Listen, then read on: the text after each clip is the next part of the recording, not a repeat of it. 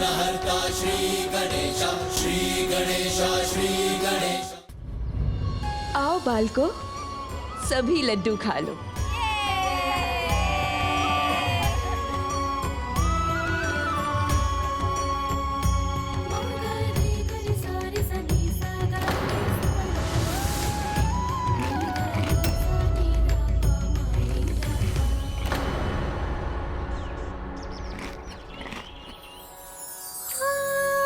मैं तुम्हें भूल कर भी नहीं भुला सकती पुत्र,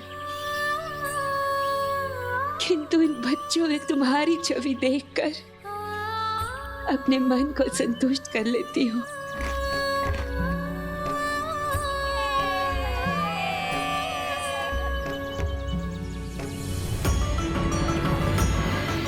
और साथ ही ये आशा करती हूँ कि तुम एक दिन अवश्य आओगे और मेरे हाथ से लड्डू खाओगे।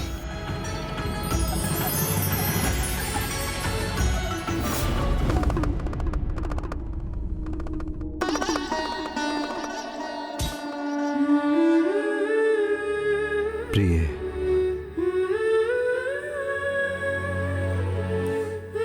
संबंध का बंधन तो बंधनों से मुक्त होकर ही बल पाता है, इसलिए आप अपने मातृत्व पर विश्वास रखिए और निशंक होकर गणेश को जाने की अनुमति दे दीजिए। अटूट है एक माता और पुत्र का स्नेह संबंध स्वामी, ये जानती हूँ मैं, किंतु यही मेरी शंका का कारण भी है स्वामी। एक माँ ने इतने समय तक पुत्र गणेश से दूर रहकर पीड़ा सही है, अब कहीं उसके वहां जाने पर मैं भी उसी पीड़ा की भागी ना बन जाऊं। किंतु यदि पुत्र गणेश देवी अदिति की ममता में रम गया तो मैं कहीं टूट ना जाऊं। नहीं प्रिय, नहीं। चंदन की सुगंध दूर जाकर भी चंदन से विलग नहीं होती, और कभी कभी तो स्नेह दूर जाने पर और फलता है। गणेश आपका पुत्र है, भला वो आपको कहां भुला सकता है?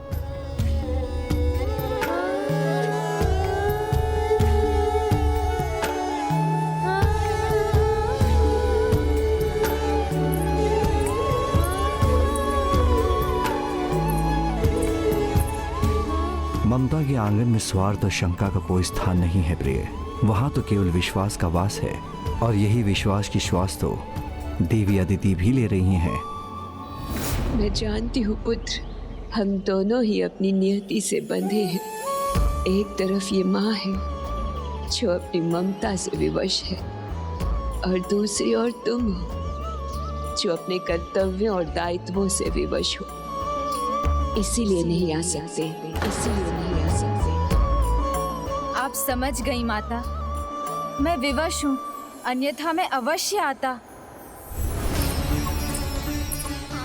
माता, उनके मुख पर इतनी प्रसन्नता का भाव। इतने दिनों बाद अपनी माता से भेंट करने क्या खाली हाथ जाओगे पुत्र? तो मैं जा सकता हूँ ना माता, आपकी अनुमति है? हाँ पुत्र, तुमने सत्य ही कहा था। एक माँ की व्यथा तो एक माँ ही समझ सकती है। तुम मुझसे दूर रहोगे, इस कल्पना से ही मुझे इतना कष्ट हो रहा है। तो फिर देवी अदिति के कष्ट का अनुमान लगाना भी कठिन है। उनके कष्ट को तो तुम ही दूर कर सकते हो पुत्र। जाओ और एक संतान होने का कर्तव्य निभाओ गणेश, किंतु खाली हाथ नहीं। ये लो पुत्र, ये पुष्प कंगन तुम माता अदिति को भेंट करना, ये उन्हें अवश्य ही भाएंगे। धन्यवाद माता।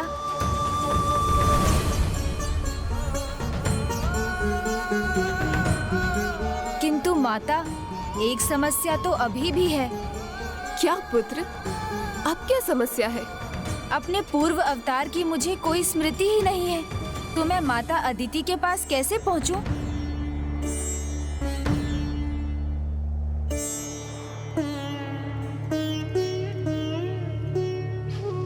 मैं तुम्हें आशीष देती हूँ पुत्र कि तुम्हें अपने पूर्व अवतार की सभी स्मृतियाँ धीरे धीरे स्मरण होती जाएंगी। धन्यवाद माता। अब मुझे आज्ञा दीजिए।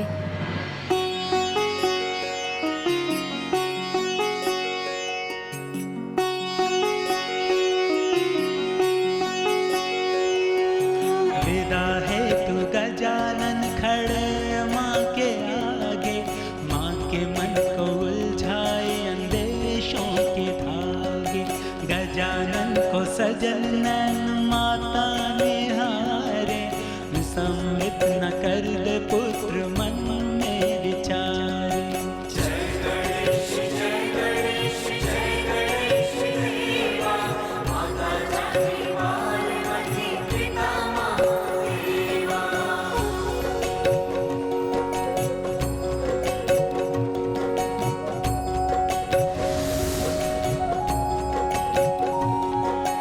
विदा लेके माँ से चले देखो गणेशा, पूर्व जन्म की जन्मी के दूर देशा। हृदय थाम देखे माता गणपति को जाते, शिव शंभो माता को ढाढ़स बंधाते।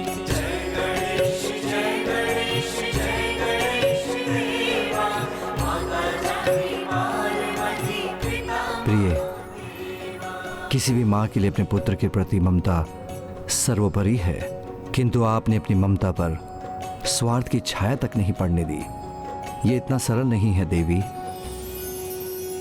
आपने न केवल अपनी ममता का सम्मान किया, अपितु संसार की समस्त माताओं की ममता का सम्मान किया है।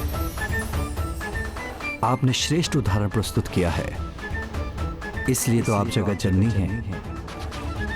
पुत्र, मेरी ममता की लाज रखना, अपने पूर्व अवतार की माता को अपनी सेवा से तृप्त करना।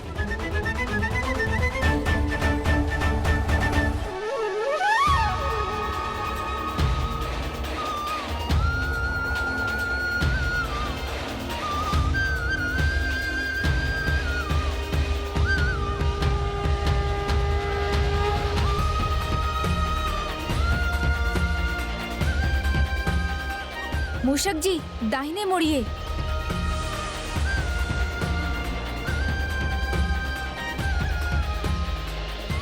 अनायास ही मैंने मूषक जी को दाहिने मुड़ने को क्यों कहा? मैं तुम्हें आशीष देती हूँ पुत्र, कि तुम्हें अपने पूर्व अवतार की सभी स्मृतियाँ धीरे धीरे स्मरण होती जाएंगी।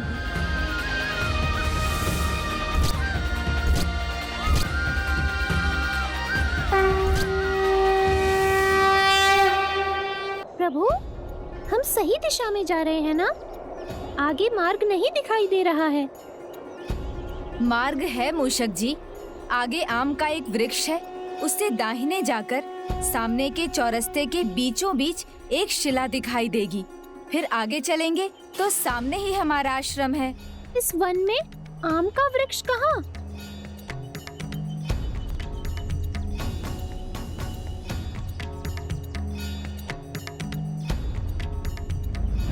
आम का वृक्ष तो है यहाँ। यहाँ से दाहिने जाना है।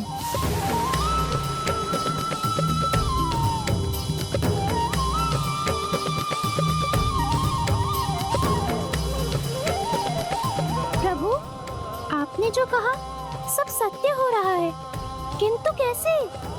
आप तो यहाँ पहले कभी नहीं आए। बस मूषक जी, यहीं रुक जाइए। पहले मुझे इस धरती को छू लेने दीजिए, जहाँ से मेरा जन्मों का संबंध है। इस अवतार में नहीं मूषक जी, किंतु अपने पूर्व अवतार में यही मेरा निवास था।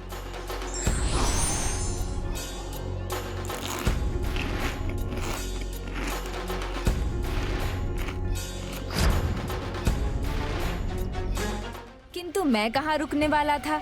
अपने बाल हट में यहाँ से भी आगे बढ़ जाता था। माता को बहुत सताता था और फिर उनकी ममता भरी फटकार भी सुनता था।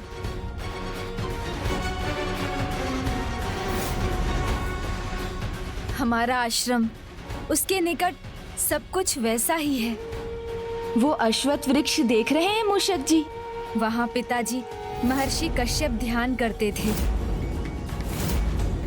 और ये जलाशय, ये तो वही है जहाँ से माता प्रतिदिन जल भर कर लाती थी।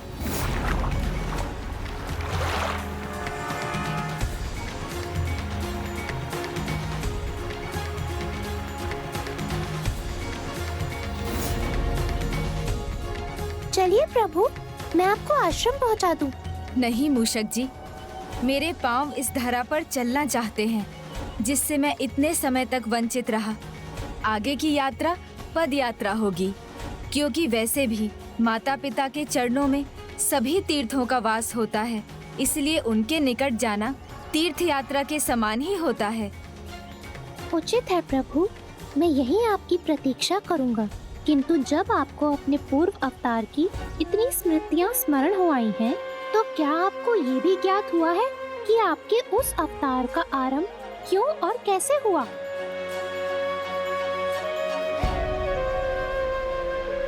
आरंभ कैसे हुआ? प्रभु, जब आपको अपने पूर्व अवतार की इतनी स्मृतियां स्मरण हो आई हैं, तो क्या आपको ये भी ज्ञात हुआ है कि आपके उस अवतार का आरंभ क्यों और कैसे हुआ? आरंभ कैसे हुआ?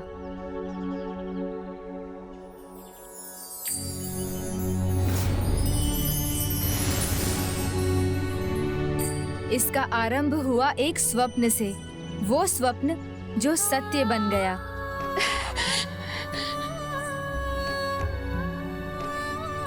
क्या हुआ देवी?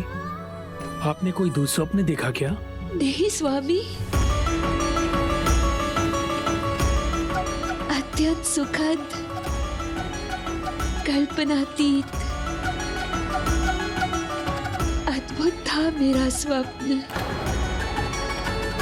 जानते हैं स्वामी, ऐसा स्वप्न आज मैंने चौथी बार देखा है। अच्छा, तो बताइए, उस स्वप्न में आपको क्या दिखाई दिया?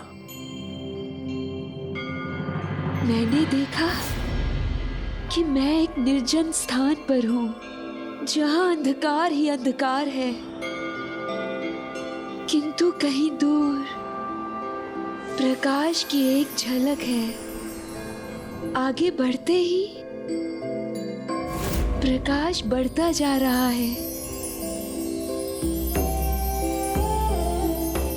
फिर उस निर्मल प्रकाश में परम प्रभु महागणाधिपति के दर्शन हुए, किंतु फिर वो अंतर ध्यान हो गए।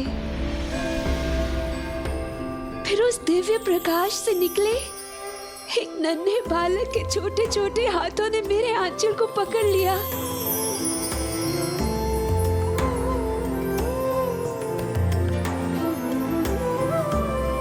स्वामी, मुझे एक नन्हे बालक के दर्शन तो हुए, किंतु प्रकाश के कारण मैं उसकी छवि स्पष्ट रूप से देख नहीं पाई।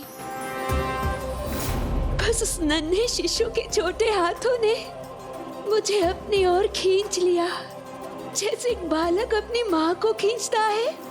फिर मेरे भीतर ममता का सागर उमड़ आया। संभव है आपका ये स्वप्न मकर संक्रांति के बोझ से संबंधित है, जिसमें आपने अपनी सभी संतानों को निमंत्रित किया है। तभी आपको ऐसी अपार ममता का बोध हो रहा है देवी। अच्छा हुआ स्वामी, आपने मुझे स्मरण करा दिया। मैं तो भूल ही गई थी। हमारे सभी पुत्र आते ही होंगे और सभी आते ही अपना प्रिय भोजन भी मांगेंगे। मुझे जाकर उसकी तैयारी करनी चाहिए। माता, शीघ्रता कीजिए ना। शुद्धा सतारी, आपने मेरे लिए खीर बनाई है ना? और माता, मेरा प्रिय चूरमा। और माँ, मेरे लिए शीरा। तुम्हारी माता किसी का भी प्रिय भोजन नहीं भूली है, सब बना है।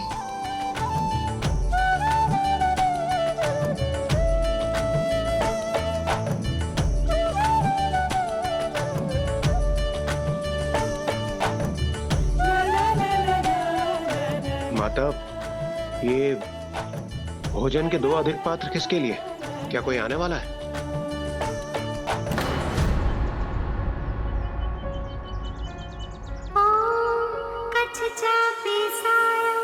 विद्महे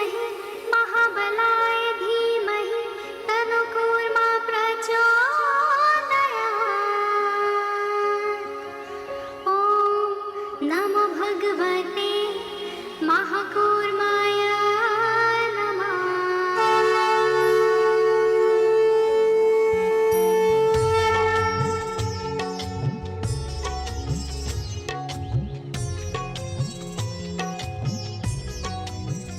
प्रणाम माता। आओ पुत्र, स्वागत है तुम्हारा। प्रणाम भ्राता वामन। कल्याण हो। देवराज इंद्र, आशा है सब कुशल मंगल है। आप सभी चिंताओं से मुक्त हैं? हाँ भ्राता वामन, जब से आपने राजा बलि को पाताल लोक में बाधित किया, आपकी कृपा से और माता के आशीर्वाद से समस्त सृष्टि अपनी नियमित धुरी पर स्थिर है। हम सभी अपने निर्धारित कार्यों को करने के लिए मुक्त हैं। जहां वर्षा की आवश्यकता है वहां वर्षा है, जहां धूप की आवश्यकता है वहां उचित मात्रा में धूप भी है। चारों ओर धन धान्य और समृद्धि। हम सभी अपने भक्तों का ध्यान रखने में सक्षम हैं। सत्य कहूं तो अब कोई बाधा ही शेष नहीं। बस अब सब कुछ ऐसे ही रहना चाहिए। कहीं पर भी संकट की कोई छाया भी नहीं पड़नी चाहिए। माता, जिस प्रकार भ्राता वामन ने राजा बलि को पाताल लोक में पाठ सिखाया, उसके बाद संकट तो दूर, कोई देवताओं की ओर देखने का साहस तक नहीं कर सकता।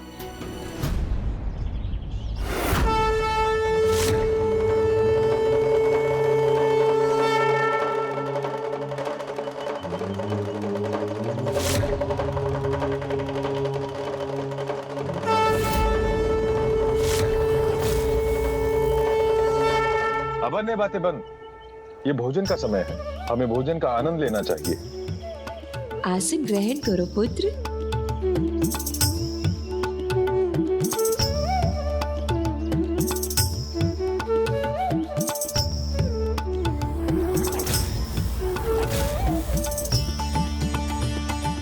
माता, अभी तो आपके सभी पुत्र यहाँ हैं, तो फिर ये अतिरिक्त भोजन पात्र यहाँ क्यों है?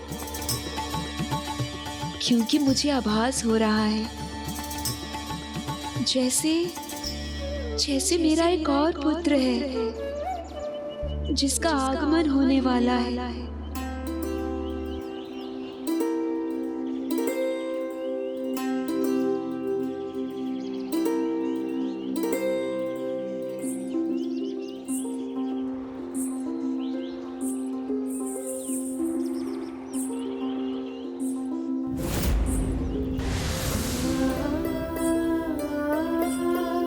मुझे जिसकी प्रतीक्षा है वो अभी तक नहीं आया।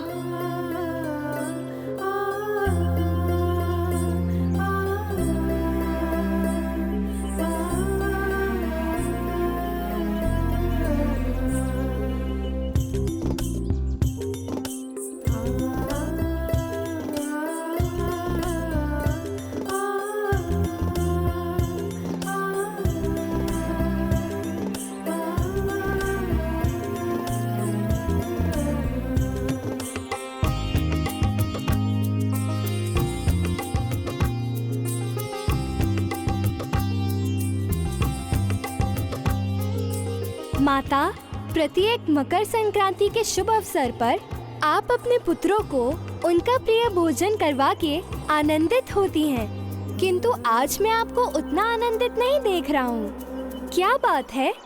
सत्य कहा पुत्र, आज मुझे पूर्णता का आभास ही नहीं हो रहा। ऐसा लग रहा है जैसे मेरा एक पुत्र तो आया ही नहीं, उसे भोजन कराना तो शेष रह गया है। माँ, वो अभी तक नहीं आ सके, किंतु आएंगे अवश्य। वो आपको निराश नहीं करेंगे। कौन आएंगे? वही जिसे माता ने अपने स्वप्न में देखा था।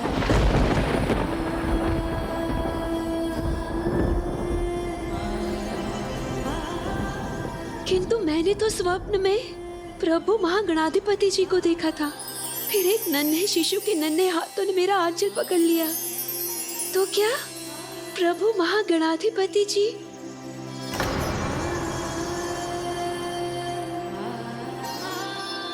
जो वाक्य आपने अधूरा छोड़ा है माता, उसे मैं पूरा कर देता हूँ। परम ब्रह्म महागणाधिपति जी आपके पुत्र के रूप में अपना प्रथम अवतार लेंगे।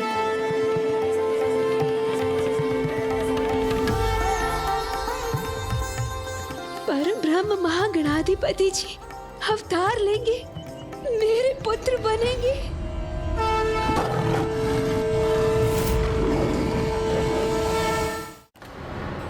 ईश्वर के प्रत्येक अवतार के पीछे कोई न कोई उद्देश्य अवश्य होता है। जैसे बलि के उद्धार के लिए आपका अवतार हुआ था, जैसे तारकासुर के वध के लिए महादेव पुत्र कार्तिकेय का अवतार हुआ था, और अब परम ब्रह्म श्री महागणाधिपति जी का अवतार होगा।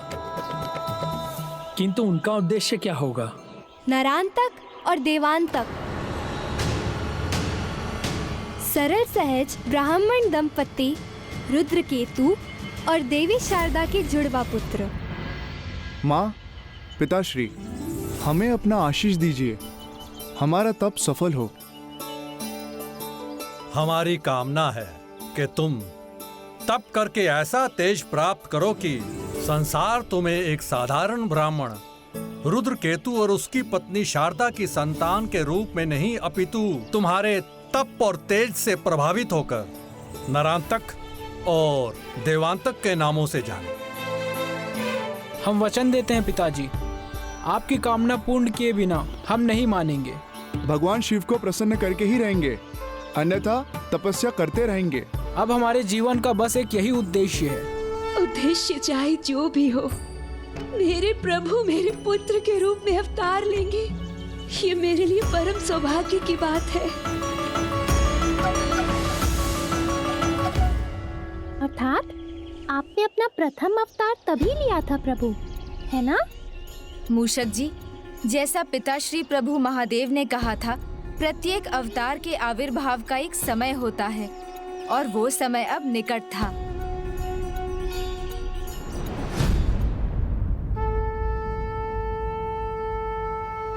ओम नमः शिवाय, ओम नमः शिवाय, ओम नमः शिवाय, ओम नमः शिवाय, ओम नमः शिवाय, ओम नमः शिवाय, ओम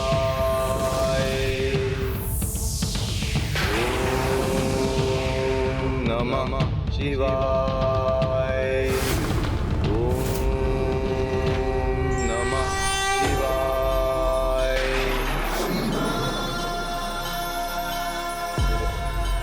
प्रभु महादेव, नारांतक और देवांतक का प्रणाम स्वीकार कीजिए। कल्याण हो। मैं तुम दोनों के तप से प्रसन्न हुआ। कहो, क्या वरदान चाहते हो? हमें ये वरदान दीजिए प्रभु कि देवता, यक्ष, गंधर्व, मनुष्य, नाग, पशु कोई भी हमारा वध ना कर सके। हम इन सभी पर अजय रहें। तथास्तु, तथास्तु, तथास्तु।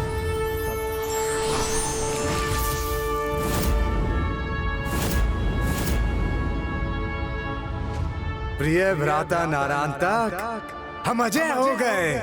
हाँ भ्राता देवांतक, अब इस भूलोक का अधिपति बनने से हमें कोई नहीं रोक सकता। न कोई रोक न कोई टोक,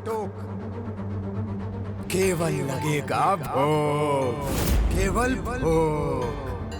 हाँ भ्राता देवांतक, अब राजा चाहे कैसा भी हो, तेजस्वी हो, पराक्रमी हो या हो बलशाली, लेकिन ना हमें वो रोक सकता है और ना टोक सकता है। अब केवल दो ही नाम गूंजेंगे, नारांतक और देवांतक।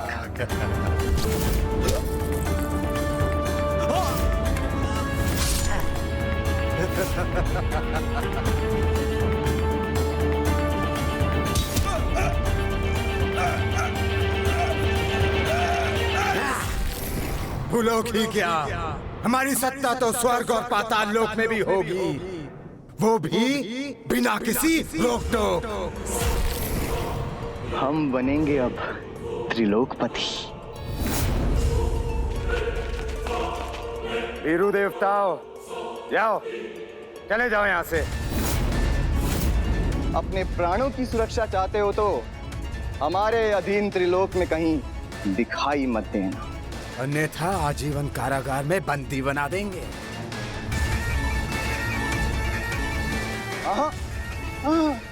देवराज इंद्र, शीश झुका के रखना, झुका के। और भूल कर भी हमसे नेत्र मिलाकर बात करने का दुस्साहस मत करना। क्या? चले जाओ यहाँ से।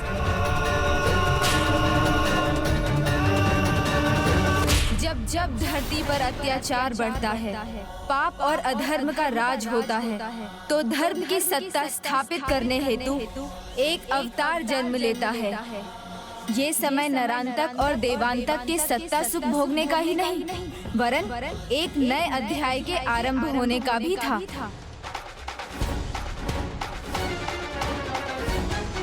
फिर क्या हुआ प्रभु? देवता फिर कहाँ गए?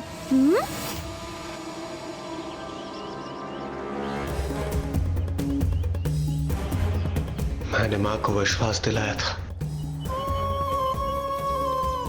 क्या हुआ देवराज इंद्र, आप यहाँ रुक क्यों गए? भीतर जाने का धैर्य मुझ में नहीं है। हमने माँ को आश्वासन दिया था कि किसी भी स्थिति में कोई भी असुर हम पर आक्रमण नहीं करेगा, किंतु दुर्भाग्यवश हमें ऐसी अवस्था में यहां आना पड़ा। यदि माता हमें ऐसी अवस्था में देखेगी तो उनका हृदय आहत होगा। हमारा लौट जाना ही उचित होगा। माँ का हृदय तो तब भी आहत होगा पुत्र, यदि उसकी संतानें अपनी माँ से अपना दुख बांटे बिना ही लौट जाएं। संकोच में अपनी माँ से अपना दुख बांटने में वो स्वयं को असमर्थ समझे। क्या हुआ है पुत्रों? ऐसा कौन सा संकट आया है जो तुम सब ऐसी अवस्था में यहाँ हो?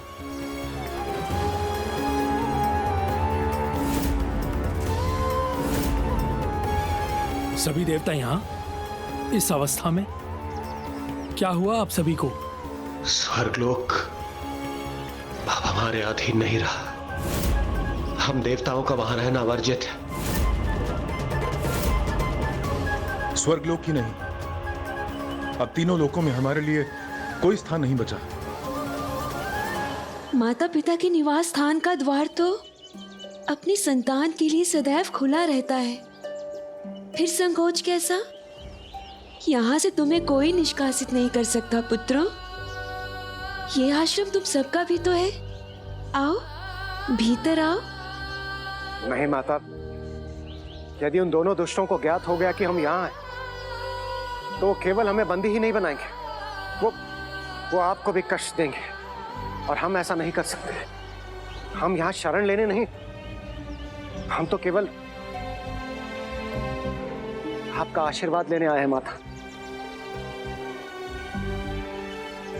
कौन है वो दुस्साहसी जिन्होंने तुम्हें इस प्रकार विवश किया है?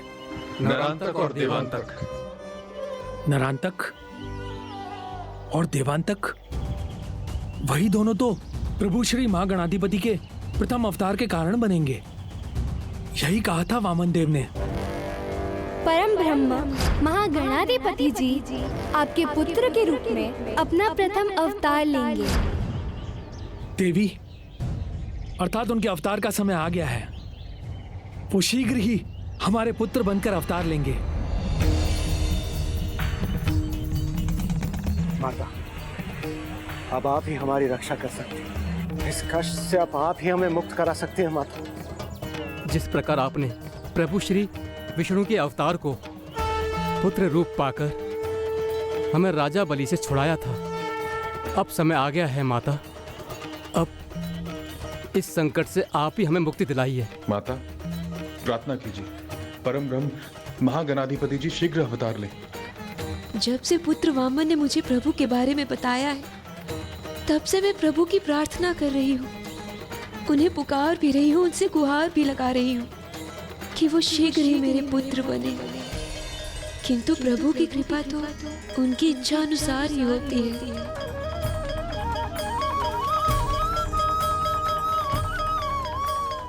एक माँ के होते हुए उसकी संतान को किसी भी बात की चिंता नहीं होनी चाहिए। अपनी संतान की रक्षा करने के लिए ये माँ असंभव को भी संभव बनाने का प्रयास करेगी। मैं अभी से प्रार्थना आरंभ करूंगी और जब तक प्रभु की आशीष मुझ पर नहीं होगी, मैं उनकी प्रार्थना करना नहीं छोड़ूंगी। धन्यवाद माता, अब हमें अनुमति दीजिए।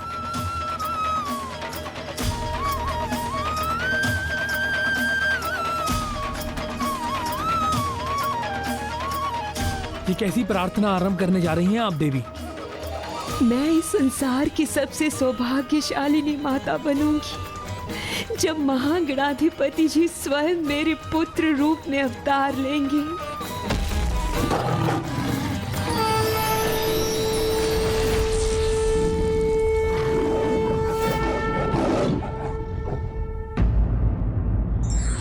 कोई भी संबंध मात्र स्नेह और अधिकार से दृढ़ नहीं बनता, वरन त्याग और कर्तव्य पालन ही इसे दृढ़ बनाता है।